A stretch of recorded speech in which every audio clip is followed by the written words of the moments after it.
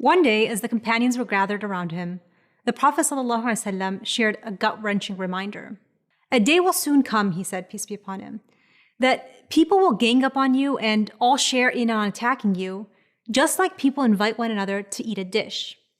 Meaning that it'll be all too easy to come after the Muslims. So one of the companions, perhaps a bit stunned at what that implied, asked, oh, is it, because there will be so little of us Muslims at the time? Are we just going to be outnumbered?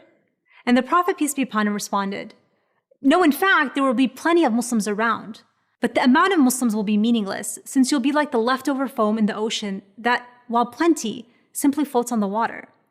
Your enemies will have no fear or respect for you, and Allah will place al-wahn in your hearts.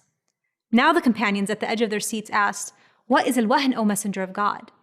To which the Prophet, peace be upon him, responded, حُبِّ الدُّنْيَا وَكَرَاهِيَةِ الْمَوْتِ, love of this world and hatred of death.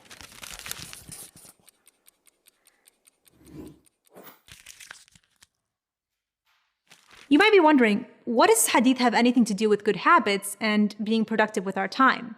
I mention it because it's a powerful reminder of what true productivity actually is. We're here in this world as Muslims not to increase our population or just get more work done, but we're here to make a difference. A time will come where there are millions of Muslims, yet our contributions will be negligible.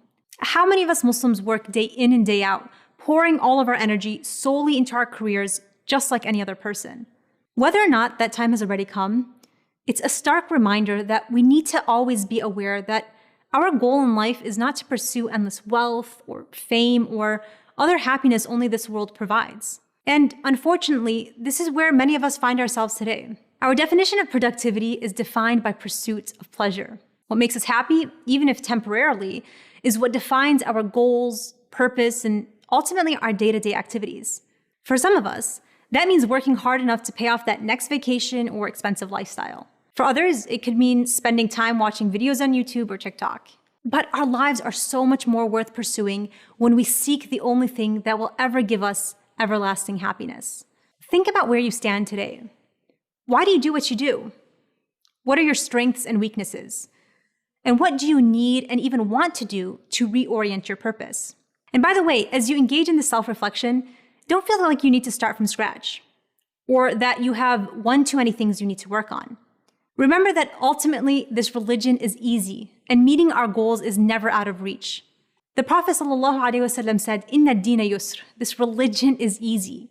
Whoever makes it hard, it's going to become hard. But you don't do that. فَسَدِّدُوا وَقَارِبُوا, take a balanced approach. Be intentional. If you can't meet your goals, do something that will get you one step closer. وَأَبْشِرُوا, give glad tidings. Keep your head up and encourage one another to do good. And along the way, ask Allah subhanahu wa ta'ala for help. Now that is true productivity.